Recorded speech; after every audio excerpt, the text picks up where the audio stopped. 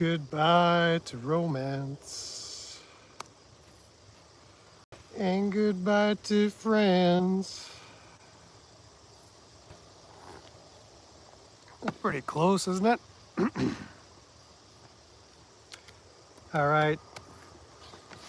As usual, got to set up here for several minutes. So find your way in. Good to see old friends again.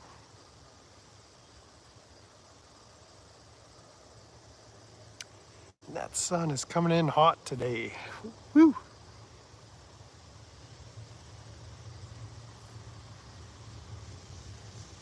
Not that it's hot, but man, I think I might need a hat. Not that it's hot. Crazy.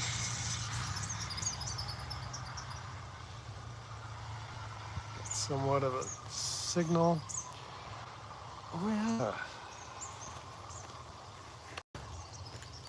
Should try doing this with data. I don't think I'm gonna try to fool around with it now.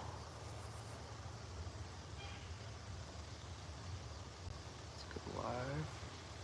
Hi Jody, welcome in. #1 top chatter. Congratulations for the crown. Pink waving hand and blue laughing face. That's it. You know it.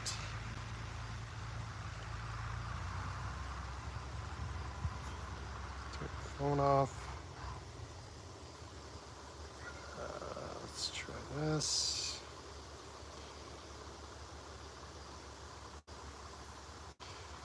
Yeah, let's just watch it on 2 streams here. Hey, welcome in everybody.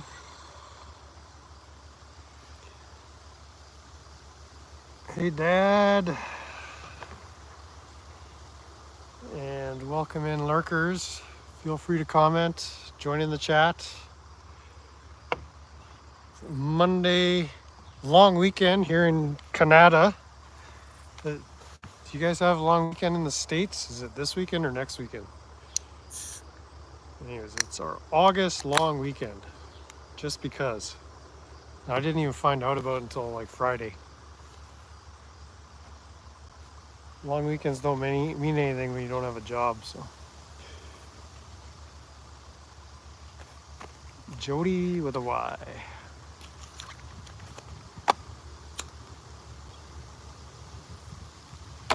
Well, let's get started here right away. I got my Dr. Pepper going.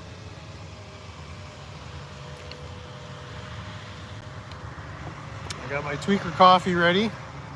If you don't know what tweaker coffee is, you need to subscribe to Smurf Watch Transparency, where we watch Smurfs and we're transparent. I'm not even going to put up the link. You got to go find it yourself on the YouTubes.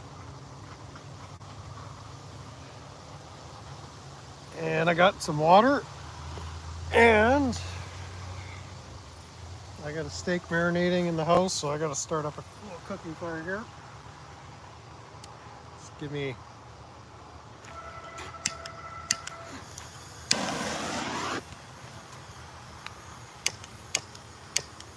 a moment. Talk amongst yourselves.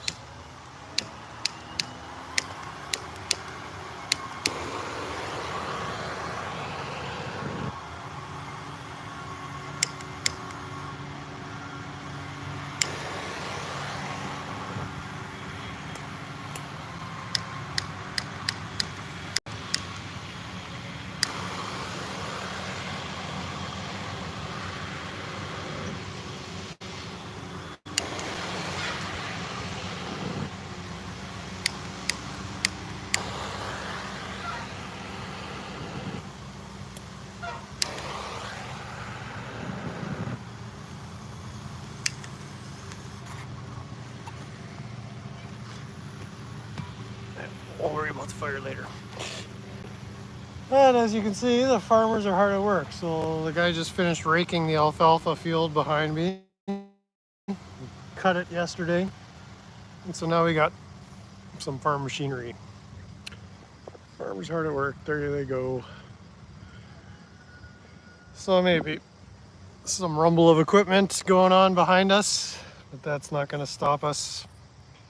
Nothing can stop us.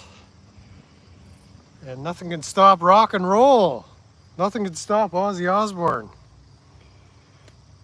That was uh, that was something this week. Did you guys catch that funeral? What do you call it? Festivities, tribute. The uh, the events surrounding, I guess, Ozzy's interment. I'm not sure what they did with him, but I woke up. I guess it was Wednesday morning, and there was several live streams all over YouTube. BBC, Reuters, Sun News, Star News, Sky News, like every news outlet was covering the funeral procession of Ozzy Osbourne through the streets of Birmingham, UK. And I'm going to talk a little bit about that today. I was amazed by what I saw. Electric Funeral. I watched it. I subscribed already because of your bad influence. Mostly lurk. We need all kinds there.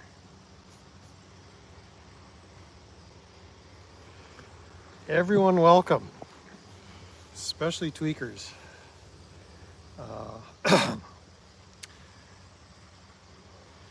Let me just kind of get myself in gear here. Make sure everything's working. I just can't see because I'm being blinded by the sun right now. I could move a little bit. The sun will go down in a couple hours. Yeah, so that was Wednesday. Wednesday morning, right? I kind of lost track of days, but whatever day it was, I just couldn't believe what I was seeing. I thought, okay, I'll watch this for a bit. And, the hearse carrying Ozzy's casket was paraded through the streets. There was a marching band playing a selection of Black Sabbath and Ozzy songs with the marching drum and the French horn, trombone. What else did they have in the mix there? I mean, trumpet. It was amazing to see the send-off. But just the people lining the streets. I was struck by that. Like, I've not seen a turnout for a musician like that. Like, this was rock and roll royalty getting a send-off. There were people cheering. There were people chanting. There were people singing. It was like this raucous send-off. And you just feel the love for Ozzy coming through the screen. It was really quite moving. I mean, it was about 7 a.m. I woke up that day, and the procession was already in place. I noticed it kind of kept looping, and I didn't see the funeral proper, but the procession kept looping. So I don't know if that was live, what I was watching. It seemed to be live. And I think there's about a 5-hour time difference to where I am, Central Time here in Canada. Felt so bad for Sharon. Yeah, well, the whole family, but I mean, it was a true celebration, is the sense I got. Like, so it would have been like high noon Birmingham time, and the darn thing went right through the business district, and everybody was in the streets, but nobody was milling around. Like, the shops were closed. Maybe they were open, but nobody was going into the shops. They had cordoned off the traffic. It was it was just a crowd that showed up to honor this rock and roll legend, send off this royalty, this king, and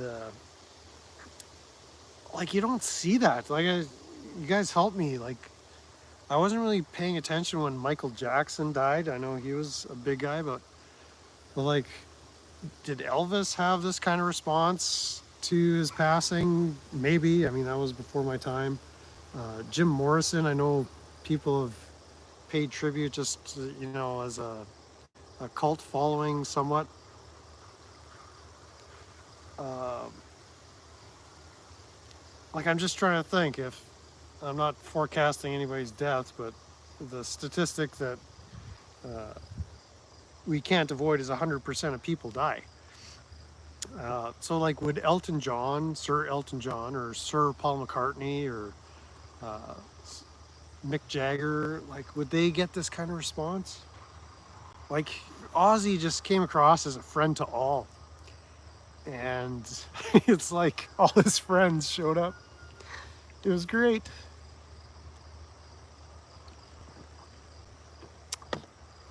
It was so good. Like, what an impact to cause that response from people. Just gathering to show their love. I'm getting choked up. Not that I aspire to have that that kind of uh, clout or impact, but what an impactful dude! Like people know him. I've gone over this numerous times. Like, they know him either from his music or his television, or the touring, or just seeing him on late night TV or interviews. And I mean, it's just everybody knew Ozzy, and you didn't necessarily have to be a Black Sabbath fan or an Ozzy fan to appreciate him. Like, he had such widespread appeal, and I don't know if I'd say he's relatable, but like, people connected with him in a meaningful way. Like maybe Princess Diana's funeral had this kind of response. But yeah, the streets of Birmingham just lined with people wanting to say their last goodbye. Amazing. It was amazing. Like, just help me out. What rock and roll figure had this kind of response? Like, I was thinking about it all afternoon.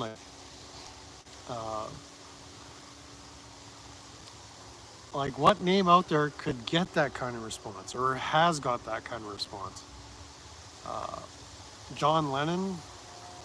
I don't think it was the same. I could be wrong.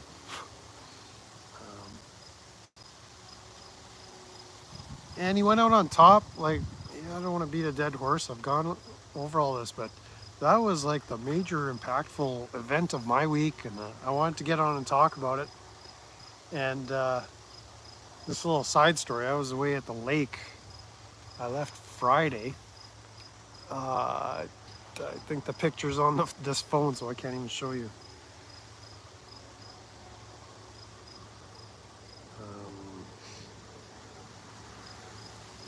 I was at my buddy's cottage, and we were building a barbecue to roast a pig.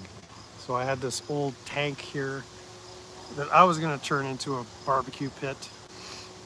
But since I'm moving, I'm not lugging all this stuff around. So I offered it to him, and he said, let's do it. And I got this little pig in the back that we're gonna do a pig roast in a couple of weeks. So I headed up to the lake Friday, came back Saturday night, and I kind of needed all day yesterday to recuperate. I got a little bit too much sun on Saturday, so I had this banger of a headache all through the day, and coffee wouldn't fix it, Dr. Pepper wouldn't fix it, water wouldn't fix it. And I kind of wanted to do this live stream last night, but tonight's as good a night as any.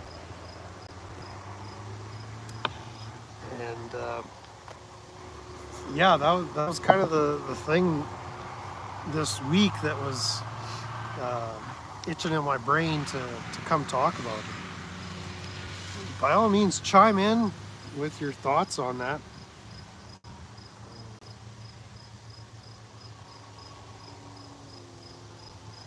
Just check what you guys are saying. When the last of the Beatles are gone, I'll feel my mortality slipping away even more. I was in first grade for Beatlemania. John Lennon, Elvis got a huge response.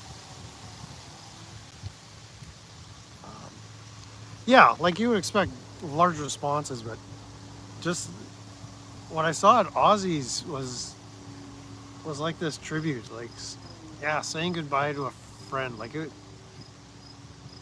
Elvis died fairly young. John Lennon died not in old age by any means. He had many years of a career ahead of him. I mean, there's conspiracy theories out there that he's not in fact gone. But, we don't necessarily need to talk about that on this channel.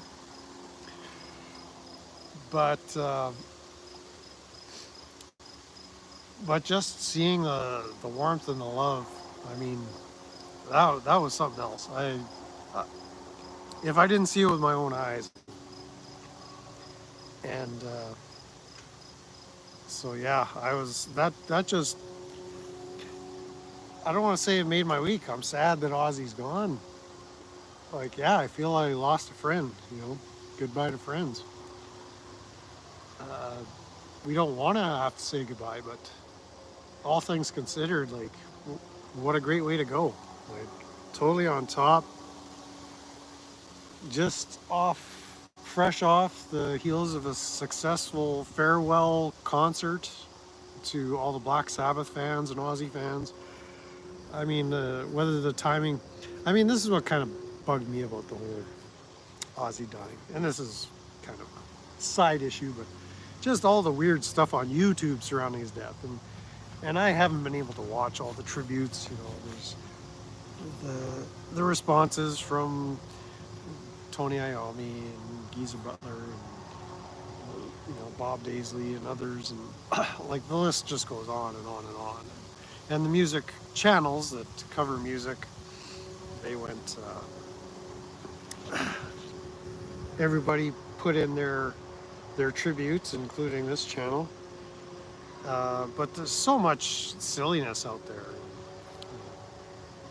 I haven't really been tracking with much of that. Our high school years, we were finding our independence. That's when Black Sabbath was the deal. That's my adolescence. And Cuz is in the house. Believe it or not, of all people, I actually caught footage of the funeral. It was quite majestic and royal. Yeah, that was rock and roll royalty being laid to rest. It's, like I say, such an impactful life on so many people. And I actually caught, there was a really interesting interview. I might be able to find it here. Just hang on. Let's see if I can.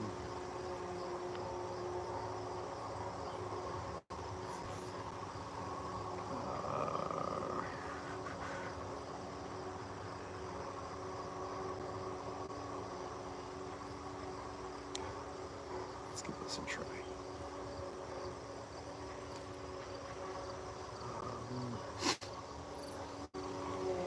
Where would I find that? How do I find my saved videos?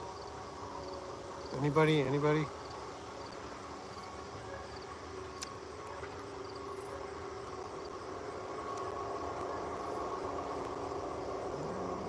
Give me a second here. But it was this really interesting audio only. I'm sure the video's out there somewhere. It was a American daytime talk show, and it was kind of a setup. Ozzy had kind of cleaned up. I don't know if this was late 80s, early 90s. It was probably in the 90s. So Ozzy was still pretty tanked through most of the 80s.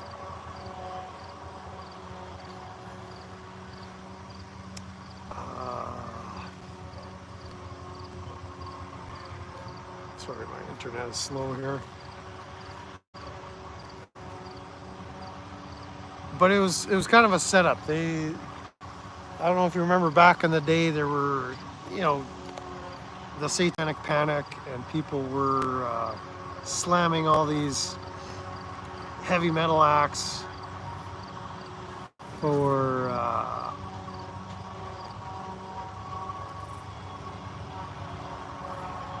their content, and one Ozzy fan, young man, had committed suicide, and mental health is no joke. And I don't even know if saying suicide is allowed here, but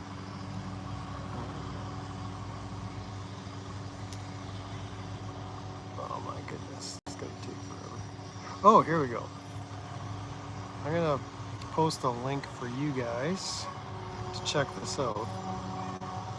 And so this daytime talk show host kind of wanted to have this gotcha moment with Ozzy and nail him to the wall, because the youth that did what he did was an Ozzy fan and had the album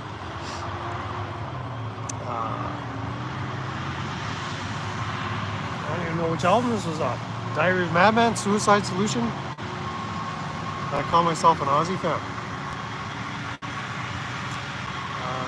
Copy video URL.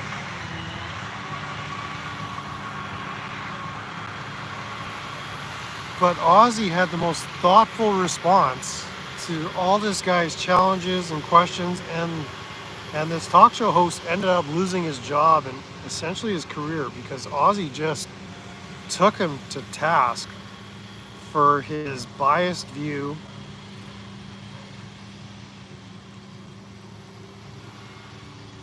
And so I'm just going to post the link to that interview in the chat right now, possibly. Paste. Did not copy. Let's try this again. Copy video. Oh, there it is. This laptop is just slow.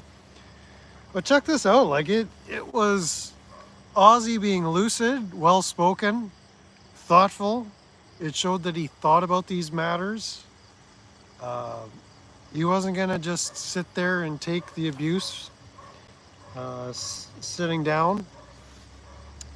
And it was a brilliant interview on Ozzy's part, and an embarrassing attempt to smear rock and roll in general, and in particular Ozzy and Black Sabbath. So there's controversy. Like, I feel bad for anybody that gets to the point where they feel they want to take their own lives.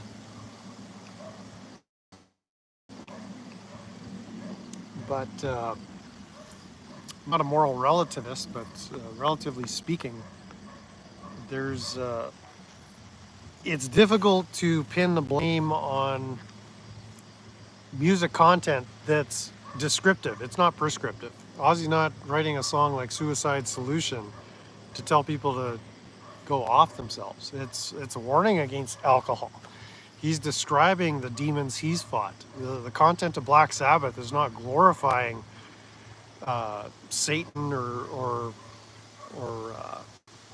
trying to persuade people to pursue satanic interests.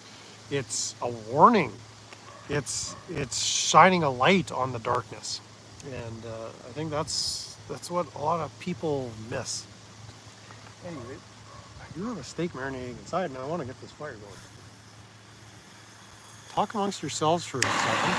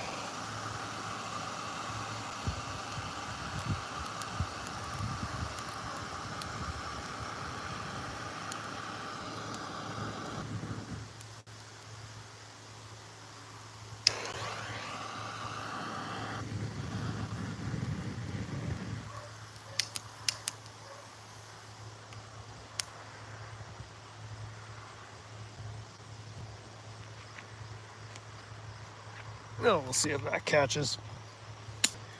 But yeah, feel free to enjoy this interview as I catch up with your chats and then segue into a related topic, which also kind of had some impact on me through the week. Musicians were as close to auditing that we had in those days. I think too many people read too much into stuff. Hey Jojo, welcome.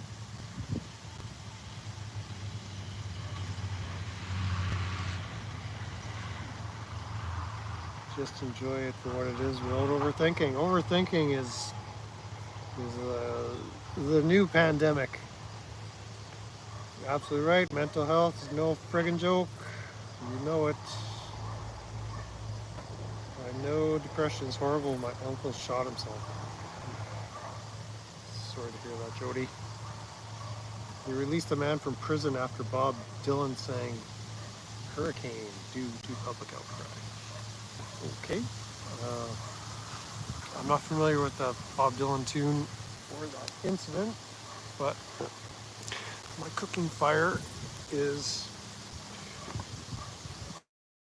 starting to smoke, so it's a good sign. But yeah, the other thing I saw, and I'm going to share another link in a few moments, has to do with one of Ozzy's former bandmates. And of course, I'm talking about Randy Rhoads.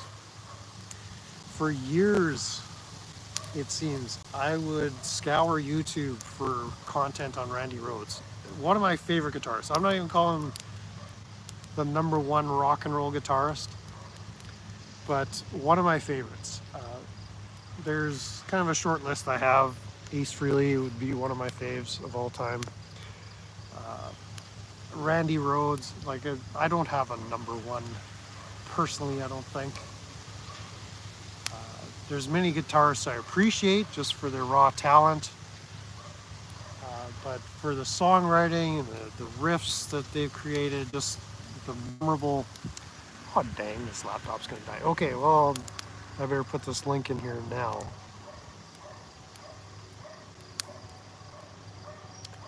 Where are you? Here. So there's just been this absence of Randy Rhoads material on YouTube.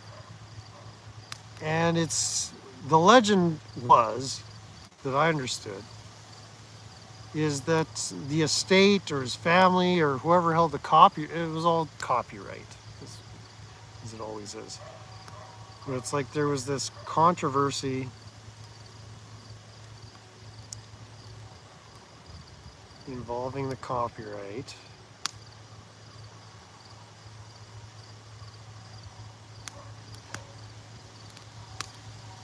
And any footage, I think, oh dang.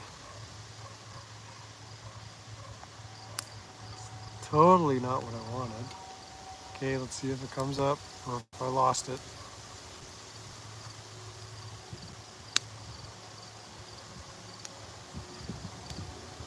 Yeah, this laptop is ready for the boneyard.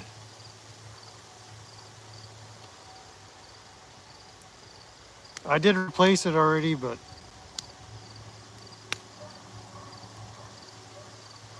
I have the link on here. All right, let's try this. Well, I found this great documentary on Mr. Randy Rhoads. So let's get this in the chat and then I can put this poor laptop to rest. All right, I think I copied it.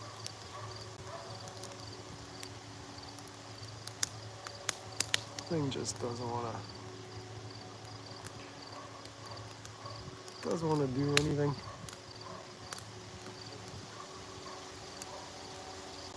And so I've been noticing more and more as of late, there's more Randy Rhoads content available. And this was a fantastic documentary I just posted up there uh, from his early days, you know, the typical childhood and all that. Okay, good night. Good night, laptop. You did well. Take a little break here. Put you to rest. So I'll just be reading chats off my phone here. But yeah, it was like this frustration every time. It seemed like anytime you put Randy Rhoads content up, it would get taken down for copyright. Not that I did it personally, but like I've been watching YouTube for near 20 years or whatever it's been, and it's like there was just nothing on Randy Rhoads. Just you couldn't find images of him, even on the internet in general. Like just stuff maybe that people had rights from magazine covers and album covers, like you could see that stuff, but the private videos, private audio, that was all under tight control by whoever was curating his content, you know, after his death.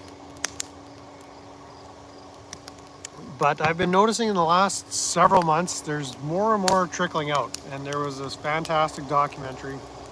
Goes through his Quiet Riot days, you know, struggling to find their sound, find their band members, find a record deal, and then just the catapulting to the heights of fame, finding a spot in Ozzy's lineup. And it's just such a sad thing that life was cut so short.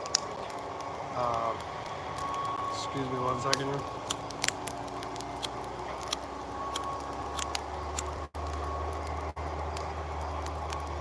The only, well, okay, in this documentary, it was discussing the rivalry between Van Halen and Quiet Riot back in the day. They were both these LA bar bands that were fighting to get record deals, and Van Halen was the one that got the record deal first and kind of had the head start on Quiet Riot. And by the time Quiet Riot was taken off, Randy had already kind of left, so he never really saw the fame they deserved as a live band, other than the response from the crowds, where they were immensely popular in the LA bar circuit.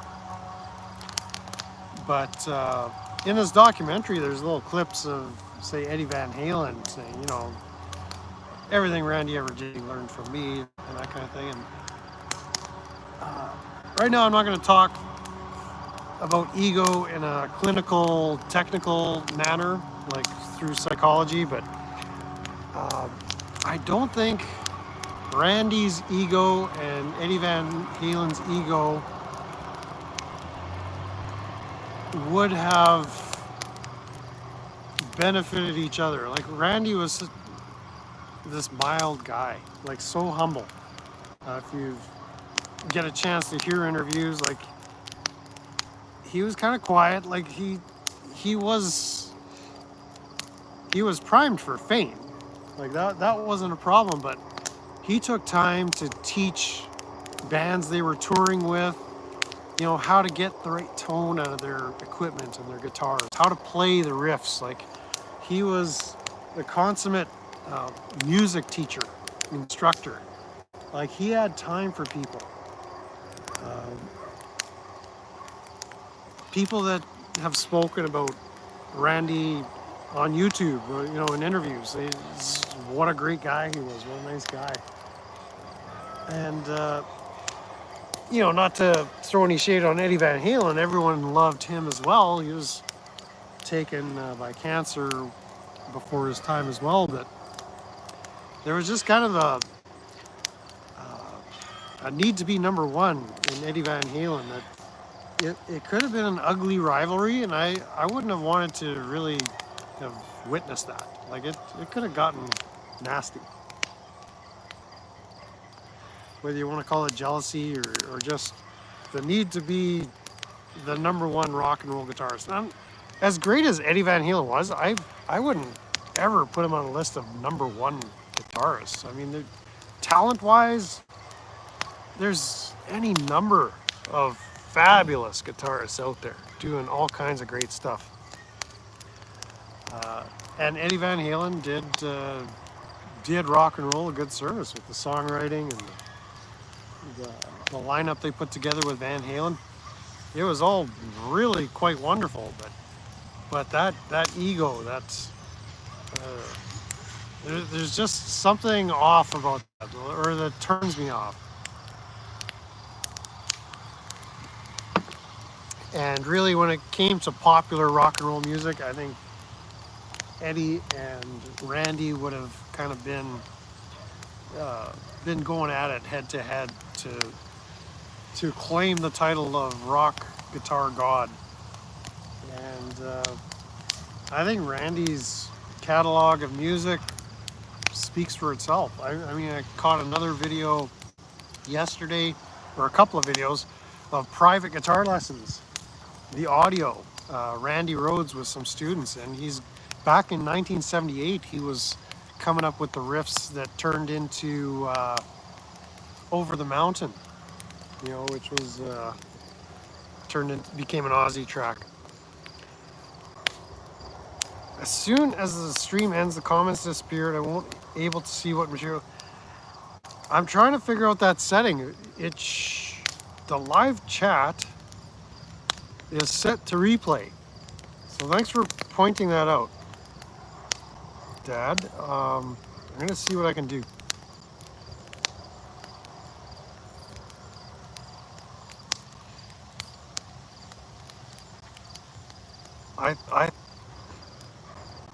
I thought it was all sorted out, but I'll go back and see if I can make the live chats available.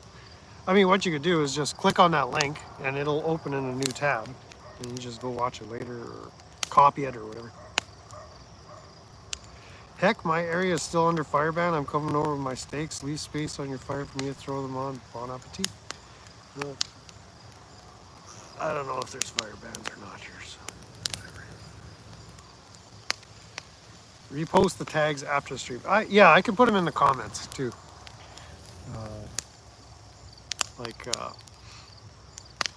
That stuff below the video player, so I can throw those up there. Screenshot, there you go. Where was I? Randy Rhoads, steaks.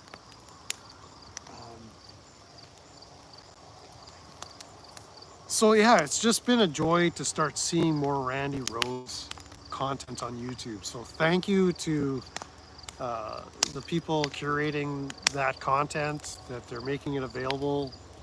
I mean, the fans have been wanting that for forever, and it's just a joy to reminisce, see the man behind the music. I mean, it's this, not this rags to riches story, but it's inspiring. Randy's got a good story. And he had a short but great career. Like, he gave us a gift just in the songwriting, the riffs. Yeah, there was this other little bit, the sound check from I forget, it was Amarillo, Texas, preparing for a live show in Texas and just going through a sound check, like just raw video of the man just performing his art. You could just see the joy. And again, Ozzy's reaction, his onstage reaction would be just when Randy's soloing, he'd look over and just grin, like he found the pot of gold at the end of the rainbow. Like that that was his stage act, just watching his guitarist do things that he never dreamed were possible in a four-man band. And so just the way Ozzy and Sharon may have treated Randy, I mean, there's lots of dirt out there. I'm not justifying any business or financial decisions that were made by anybody, but man, Randy could play. And I think rock and roll or at least heavy metal hard rock died when Randy died. Because through the 80s, I mean, what did Van Halen do? They got rid of David Lee Roth, replaced him with Sammy Hagar, and basically launched dad rock, uh, which again inspired a good number of acts as well. But uh, they were never the same without David Lee Roth. I mean, their heyday was the late 70s, early 80s, and Randy, of course, died in 82. And I think he would have, I think my firm belief is Randy Rhoads would have continued to innovate and make music that would have carried hard rock through the 90s. Because that's when rock and roll died in the 90s. Like it's, whether you want to blame Nirvana or whatever other act out there, I think Randy Rhoads would have continued to have been a force that would have, carried the torch, keeper of the flame of heavy metal hard rock,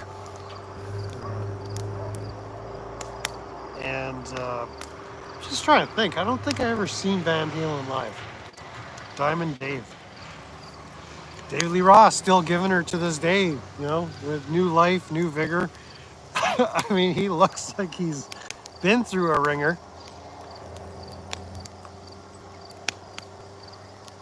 But out there touring, writing, putting out content, videos. Uh, it's cool to see that he's still got a lot of life in him.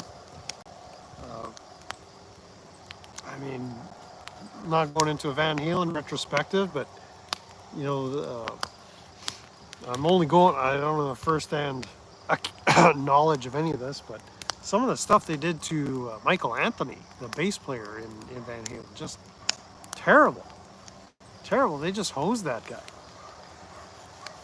Absolutely atrocious. The way they squeezed him out of so much of the revenue that came out of the touring and the albums, and it's kind of sad. Like the love of money, right? So I don't know who was behind all that, but uh, Michael Anthony he's kind of left out in the cold. But anyways, that's kind of been what's been on my mind this week.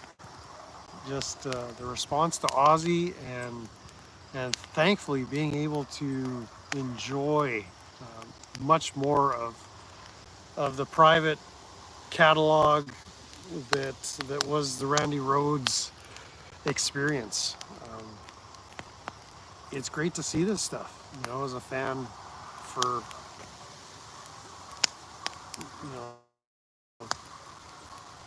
what is it, it's like 35 plus years, almost 40 years of being a fan of Randy Rhoads, and now we're seeing, or we're having access to the stuff that, back in 1985, this would have blown our minds to have all this content about this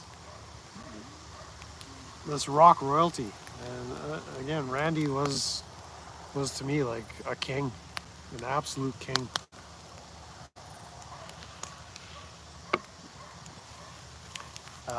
Not that he was the only king. There's room in rock and roll for lots of kings, but he was definitely a one of a kind, and again, continues to this day to inspire. I want to pick up my guitar more and learn these songs, these riffs. Start practicing and learn soloing. Like it's just a great legacy, a great gift these performers have left. Just that Ozzy Randy combination, like it just brought such joy, such a lift to my spirit. Just hearing the combination of the vocals, the songwriting, and not to minimize the other members of that band throughout the years. I mean, everybody made contributions like that original lineup with was it Kerslake, Daisley, Randy, and Ozzy? I mean, that had to come together at that time to make Diary of a Madman, to allow what was going to come next. And so thanks to all those gentlemen, uh, we owe you a debt of gratitude for that art that you gave us. The Good Life Off Grid. Good morning, Helen from UK. I'm good to see you. Well, welcome in Good Life and good morning. What is it, 8 o'clock here? It's got to be 8 o'clock by now. So what is it, like 3 a.m. in your? Oh my goodness. Welcome in from UK. We will miss him and others. Whereabouts in the UK are you from? We here on the North American content were amazed by the Birmingham response. I mean, I don't know if people traveled from all over.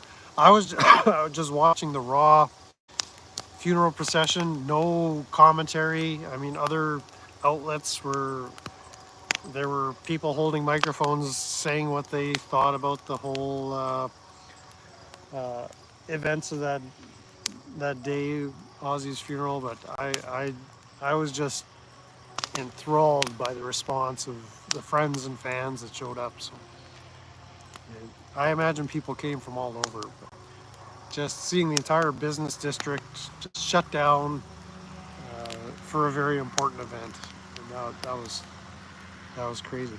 You're just outside of Birmingham. Well, welcome, my Brummy friend. Say hi to Andy Edwards if you ever see him driving about town.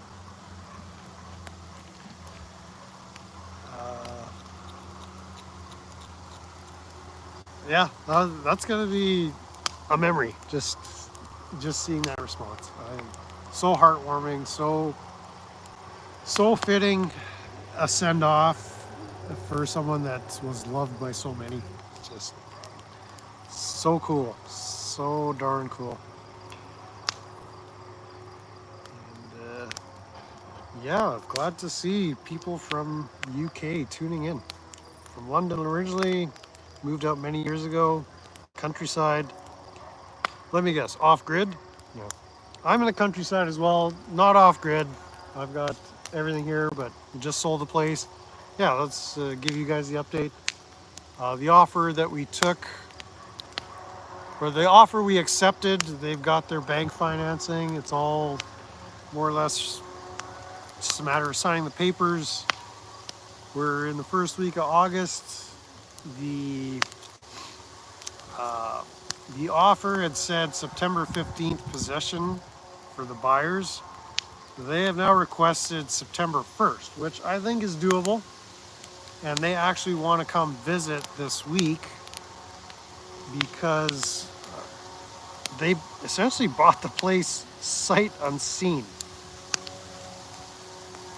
The story is they were from another province, and they have family in this province, and I think the wife grew up in this province, at least, maybe both of them. They have 6 kids, so this house will be put to good use.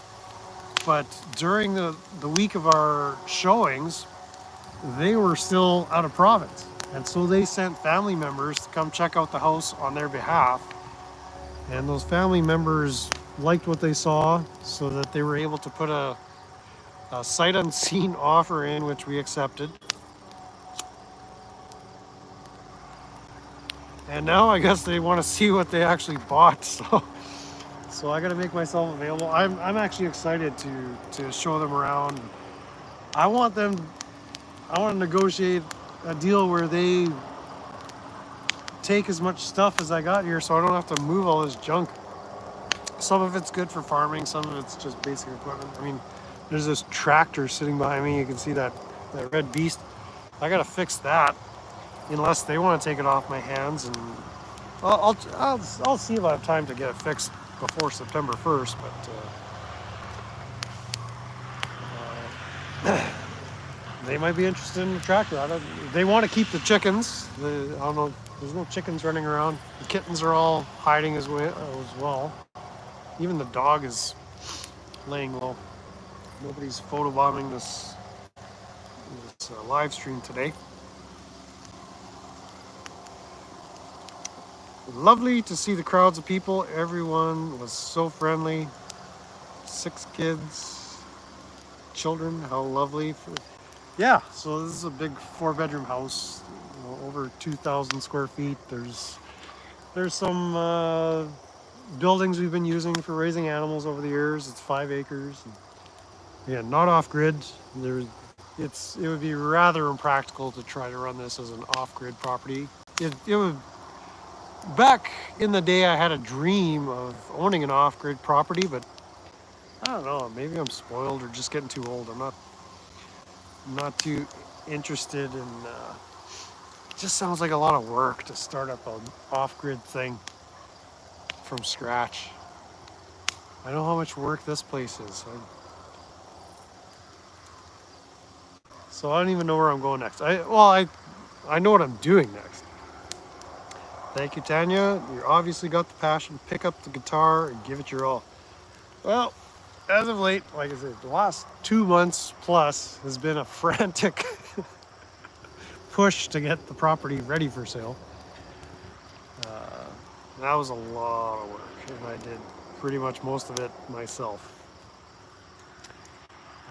But I think, yeah, September 1st, if they got possession, that means I get my money sooner. So I think I'm going to do a Western tour of Canada. I've got family out west. I've got friends that I want to connect with and reconnect with. And head out to the coast, Vancouver, visit some family out there, and then see what prospects there are out west. And then I'll still have some stuff back here. There's potential opportunities here as well, but I'm kind of not needing to stay around here. Condensed reality in the house. Welcome, Larata. Larata to you. I've been known to play a big guitar. I can strum chords. I'm just too lazy when it comes to practicing the scales, the arpeggios, and I've made the excuse in the past. My hands get so beat up. I'm not nice to my hands, and playing guitar or piano can be a real painful experience based on how badly I abuse my hands. Today I was in the garden weeding, watering, hilling my potatoes. That was like all afternoon. It's a nice breezy, overcast day. Now the sun is blazing. But that was something I needed to get done. And yeah, we'll see. I do want to make more time for guitar. It's just right now is not a ton of time for that. I enjoy traveling around, says the good life off-grid, aka Helen. I gave up my house 6 years ago, bought some land out in Portugal. I'm in the UK at the moment, heading back to Portugal. Very interesting. So yeah, there's nothing determined in where I'm going, other than, like I say, I want to do a bit of a tour out west. There's actually some potential out east as well to do some stuff. I gotta throw a little bit more on this cooking fire, so talk amongst yourselves for a second.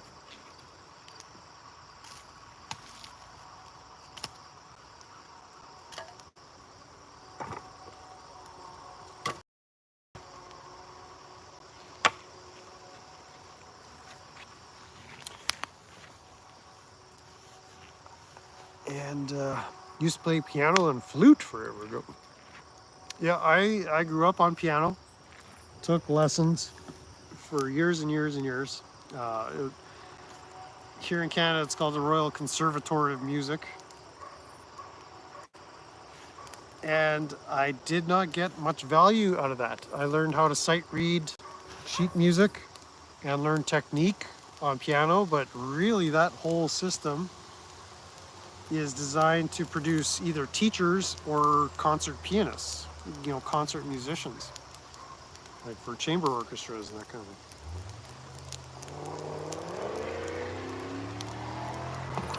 thing. It didn't help me learn to play by ear.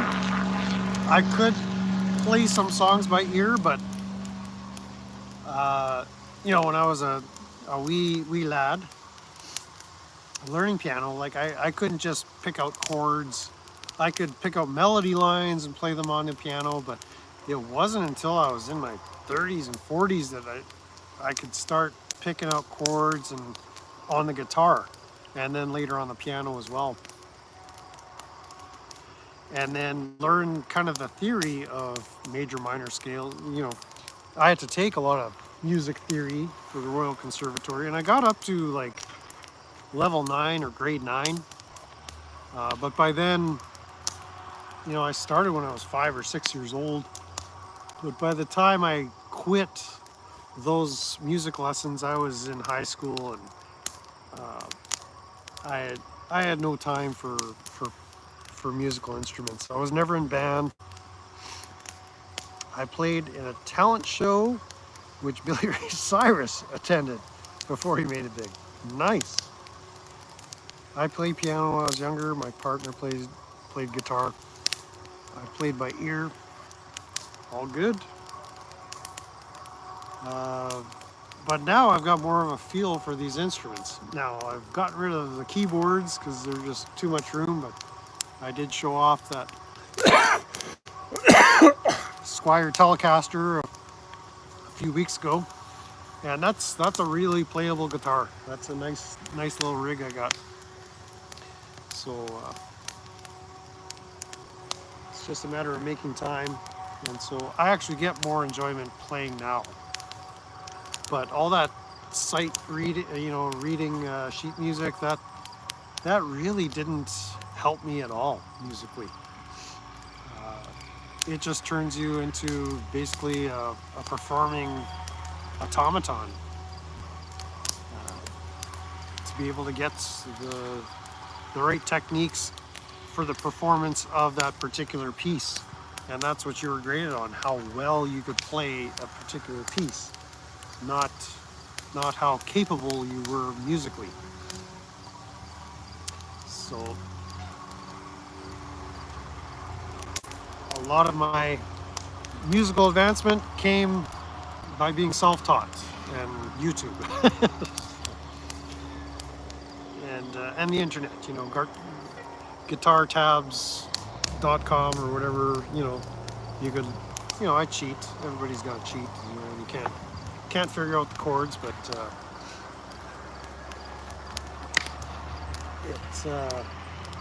it's actually gives me a lot more enjoyment to play any of the instruments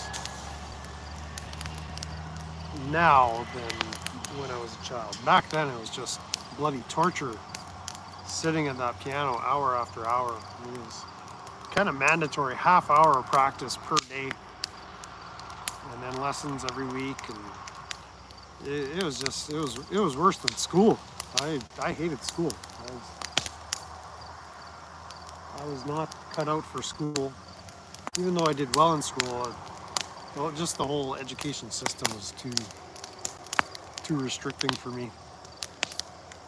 But I'm just kind of rambling, but give you a little picture of what I'm all about. The lessons I took did not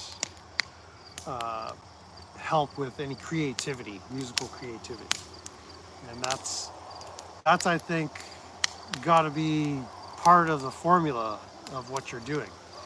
And so later on in life, when I picked up instruments again, I started adding some creative flair to songs that I was playing. Like I wasn't coming up with unique riffs or chord progressions myself per se. There was a couple little melodies I had created, but it was just kind of noodling around on the guitar. But yeah, I gotta improve my dexterity technique for picking and fretting, and I think I found the guitar to do that. So I'm kind of glad for that. Piano lessons I hated. Yes. Yeah, there was just it. It was good to develop discipline, I guess. Like discipline is good, in general, and but it was just kind of rote memorization. Like at a certain point, you had to memorize all these songs while you were being evaluated for your certificate for that particular year, and so it's just rote memorization, and that's not that wasn't I didn't see the value in that. Whereas if I could write a song and you've internalized that song, you know that song, it's yours. It's not required to memorize it. It's just to perform it to the level that you want. You're giving your interpretation, and so at the Royal Conservatory, they didn't want your interpretation. They wanted the interpretation as was spelled out on the sheet music. Quiet in this spot, and trills there that had to be perfect. Uh, the tempo had to be correct. Using the metronome for timing, tick, tick, tick, tick. Like it, you had to basically perform like a robot, like a machine. And so I didn't have an appreciation for that. Like I was never able to internalize the performance, or you're not allowed to give an interpretation. So it was very stifling, restrictive. It just wasn't fun. Like music needs to be fun, right? Like we want it to be fun. I want it to be fun. Am I just talking shit, or is that? Can I hear a hell yeah from the chat?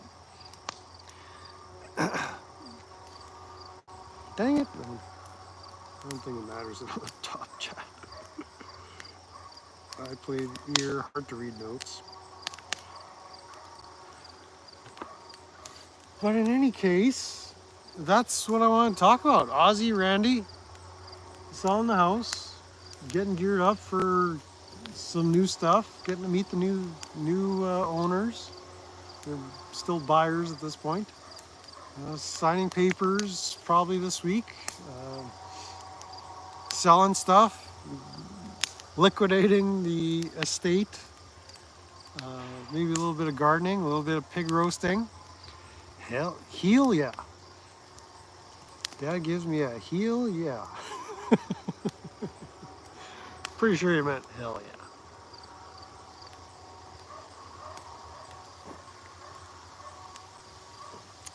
Finished my coffee. Never got to the water. Dr. Pepper's still going. Fire's still going. Steak is just marinating in that love juice on the counter. And what else we got going on? What else do you guys need to know on this fine Monday of the August long weekend in Canada? I'll post links for you guys for those videos. I'm not sure what else there is. I think we can start winding it down unless you guys have something on your minds I need to talk about.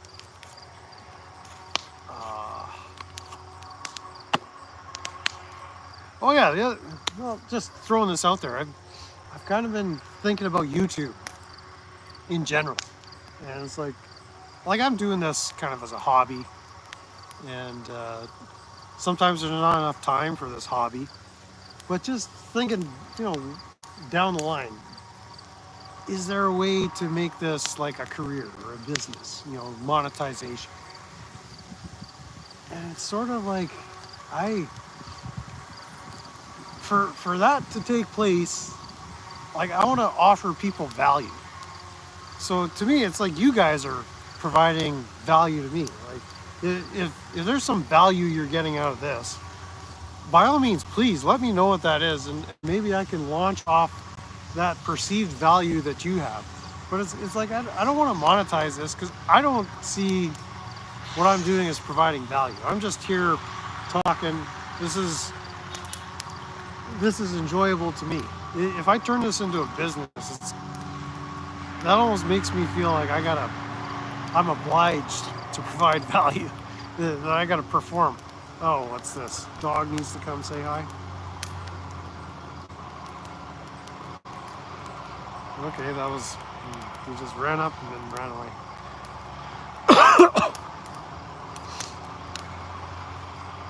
And so it's like, I've got schemes of things I could do to, provide for uh, my living, make a living. But I'm just thinking to turn YouTube into a prospective way to earn. It's like I'm not seeing the value.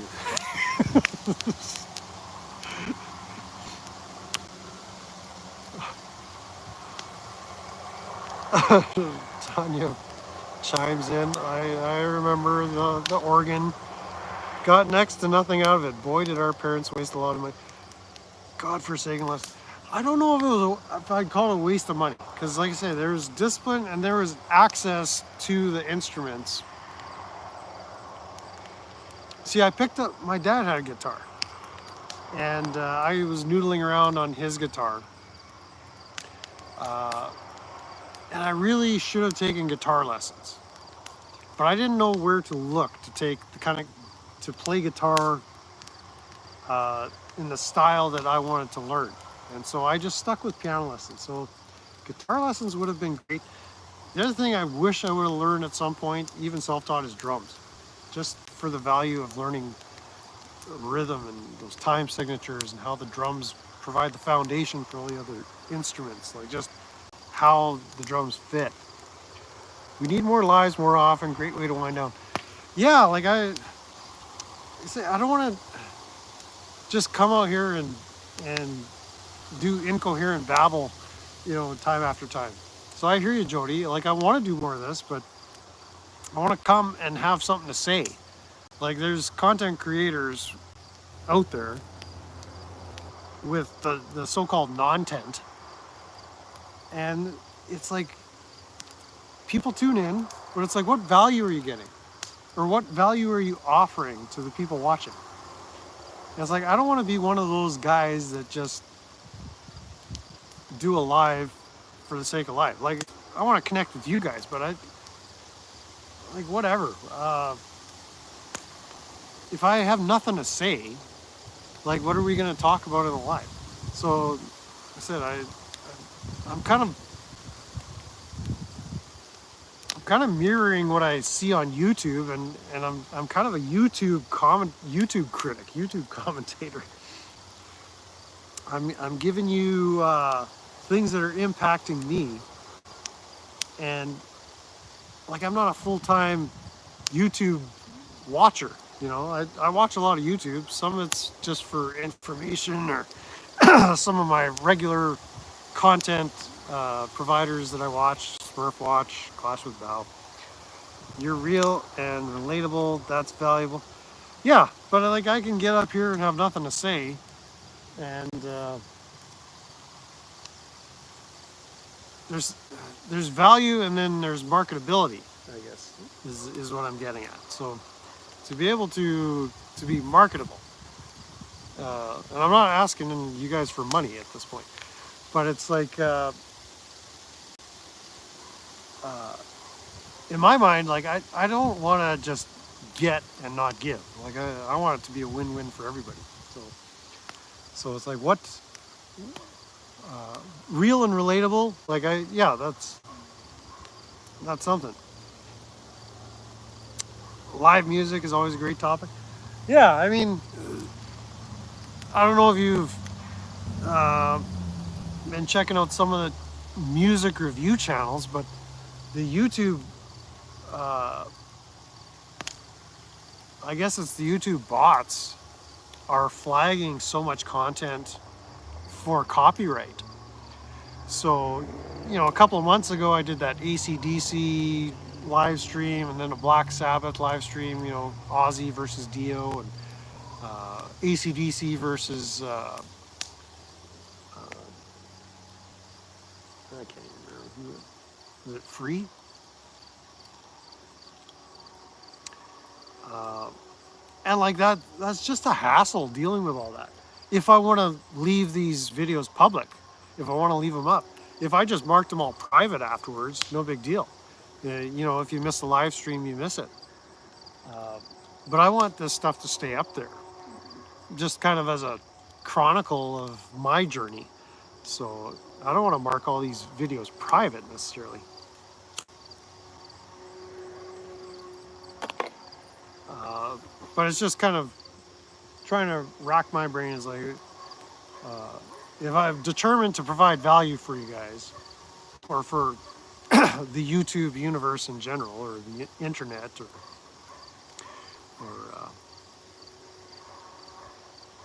the public at large, what does that look like? I still don't have a vision of what that looks like, is what I'm getting at. So I need to be able to see, I need to be able to look into the future. I need to get in my time machine, go experience it, and then come back to the present, and then provide,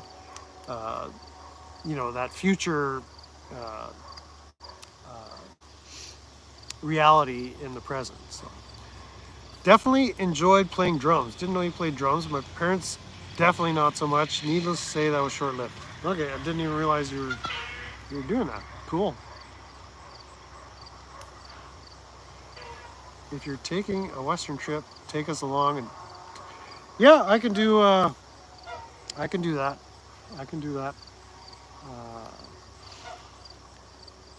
Spoke to my other cuz, your sister.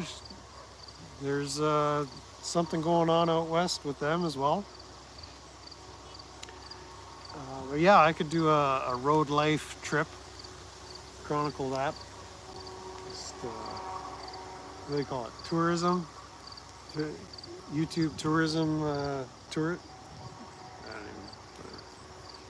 even, travel videos.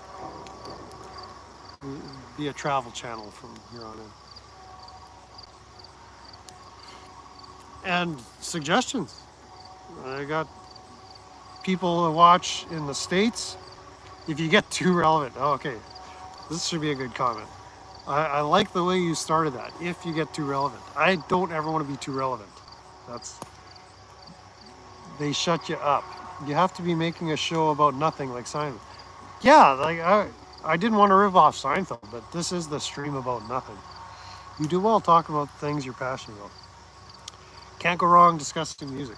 Yeah, discussing, but that's the catch I was getting at a few minutes ago. Like, you can't play the music. Like, that sucks. So I can do this. I can riff on about Ozzy and Randy, and I'm not like Andy Edwards where I can beatbox the melodies and the drum lines and the bass lines. And, I'm not gonna try. All that would be funny for you.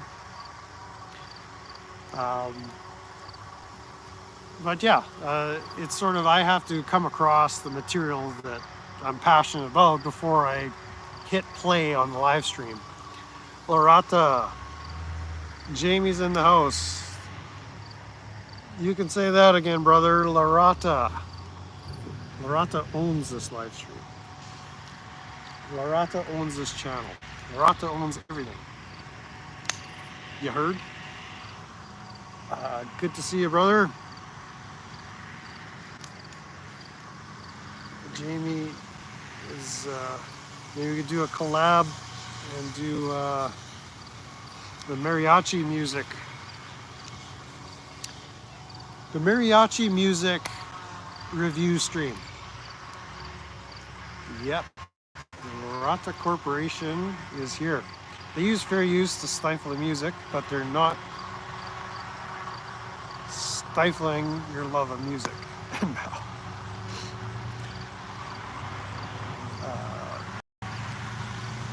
Yeah, like I've contested videos being blocked with fair use, but in the last month, while it was that Black Sabbath farewell concert that Andy Edwards got a copyright strike, and that really gave him pause. Like, they could shut down my channel with 2 more copyright strikes, and then everything he's been working for over the last 3 years, that'll all be gone.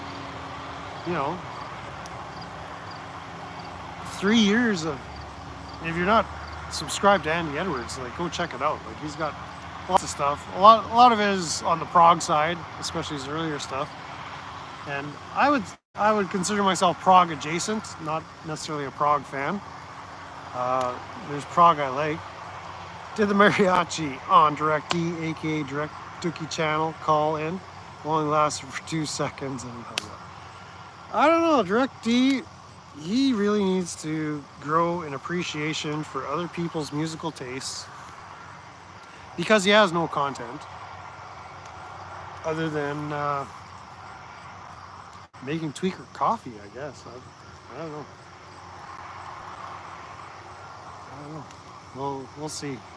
We'll see if the call-in line goes back up. I haven't been following anything that Tweaker's been doing for quite a while.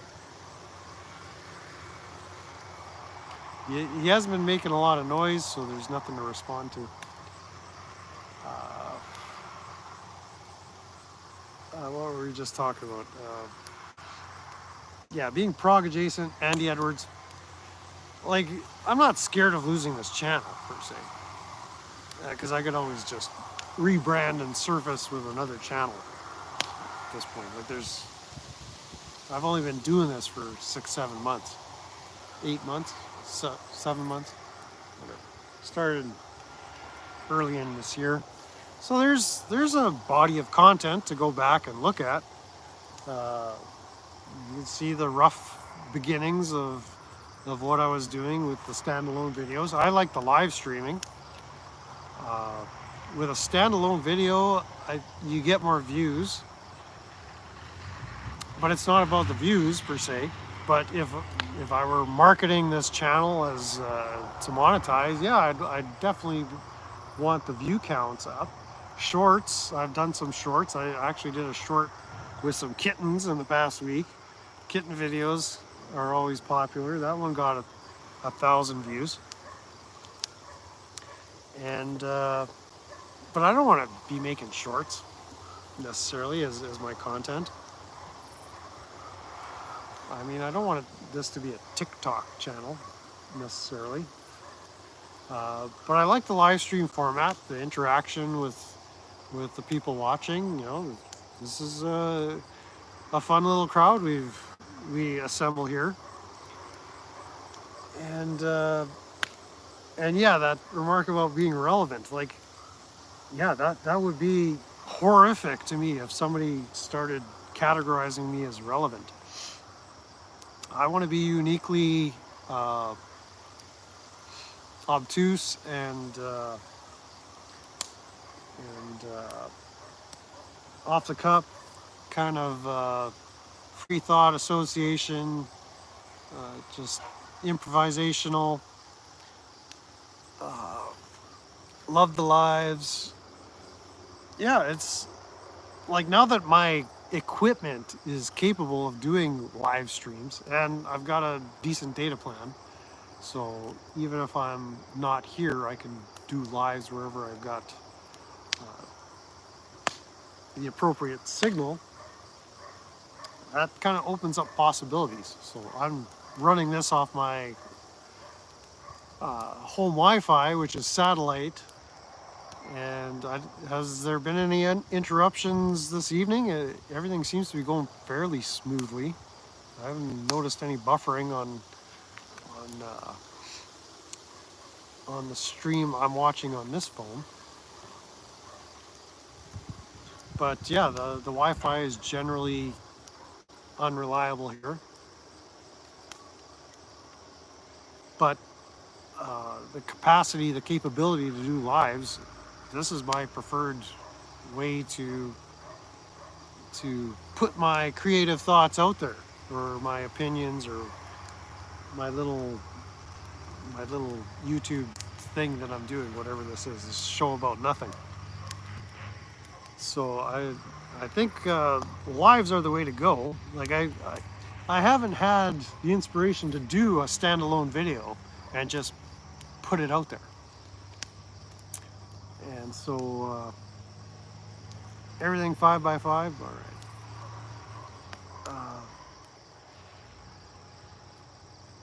It's fun to do as well. You know, the multimedia stuff where I share screen and stuff.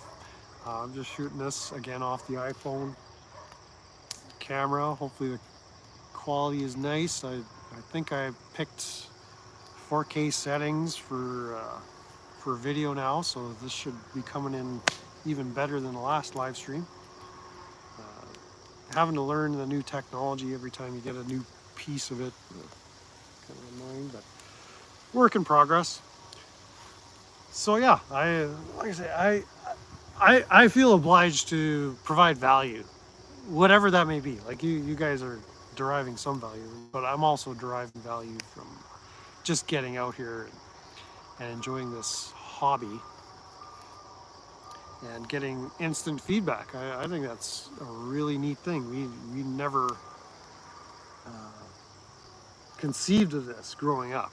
You know, we saw it in the movies, but now we're living it. So kind of uniquely poised as a Gen Xer.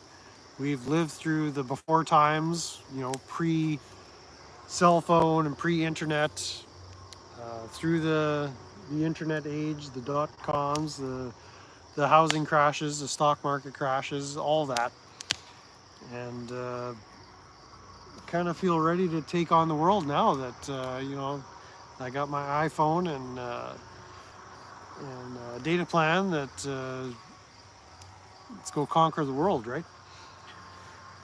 So so yeah, any feedback in that regard would be appreciated, because I don't want to be like Direct Dookie and just getting on and really providing no content of any value to me. It's the last thing I want.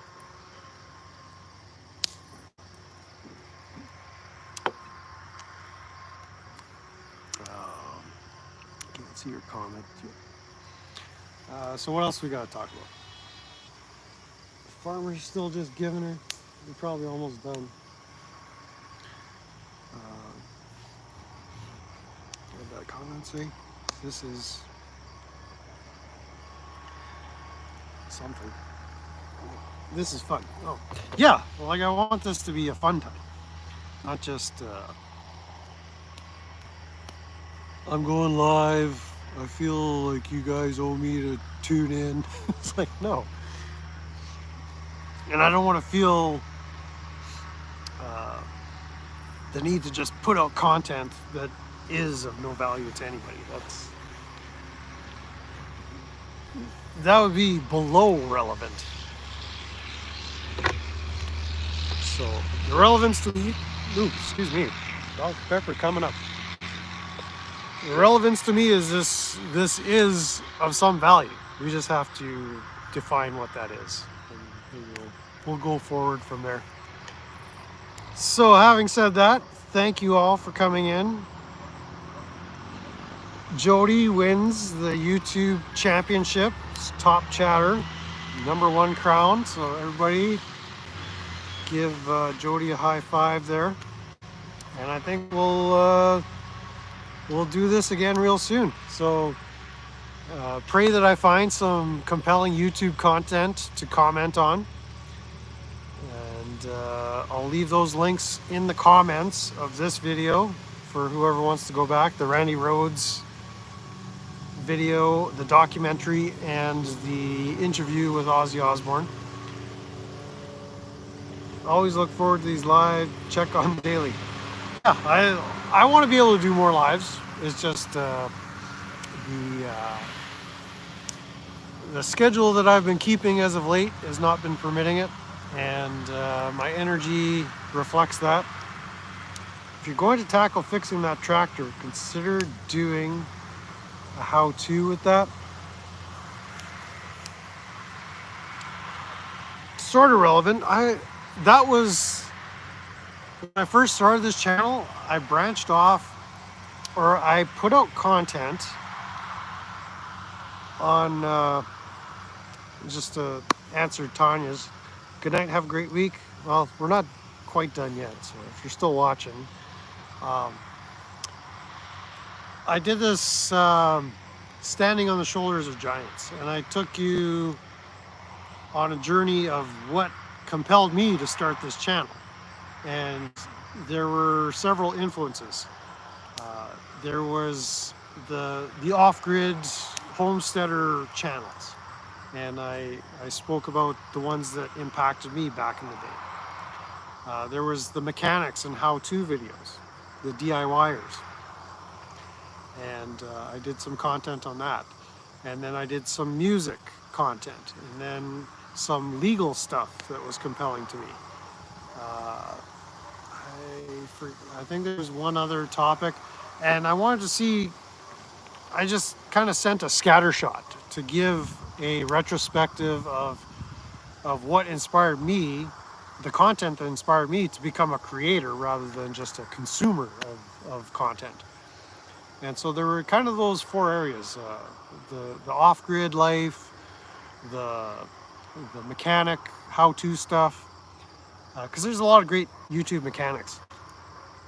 And so yeah, I'll see when it comes to mechanical stuff and how-tos and instructional.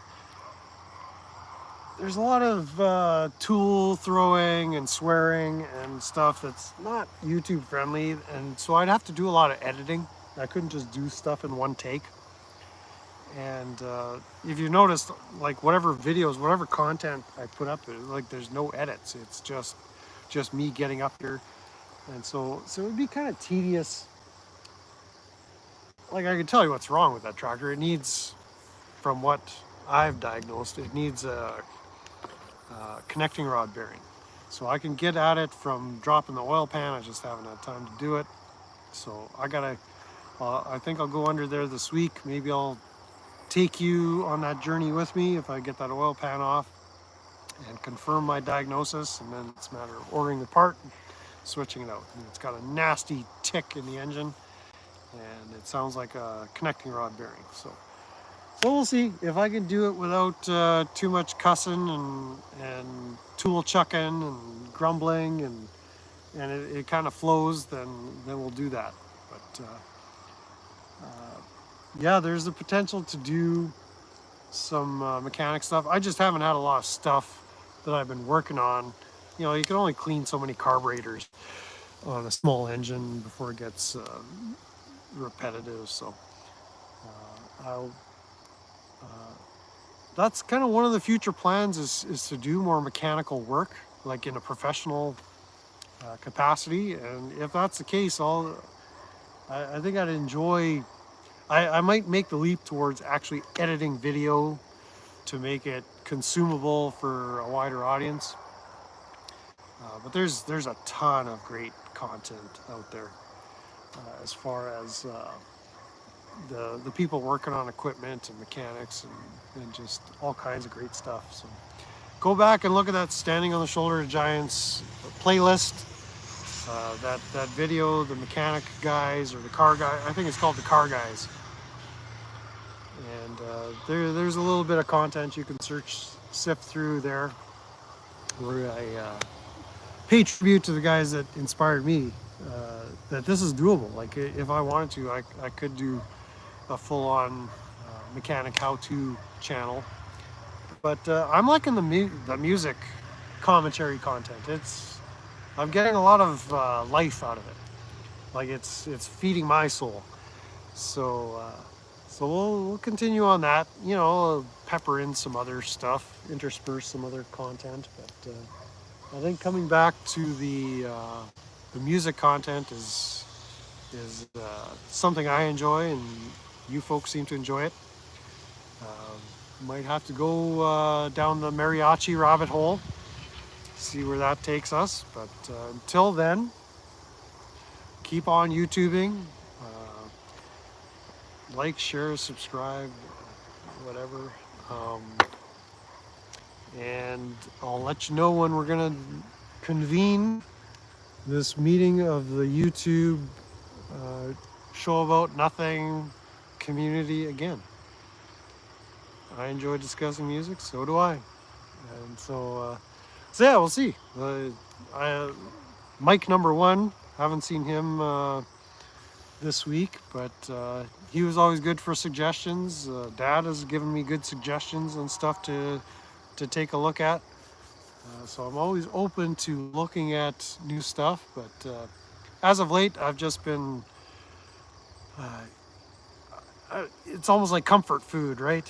Going back to the things that are familiar. And the Randy Rhoads, Ozzy stuff. There's just been uh, so much good content revolving around those artists in particular that it's really been a joy to both watch that content and be able to respond to it. So that's what I want to do, is be able to respond in a meaningful way that people are going to enjoy. So shared the live, awesome, and let's call that a night. That steak is just screaming from the counter. Put me on that fire. So thank you all. Until next time, love you, be good, and rock on.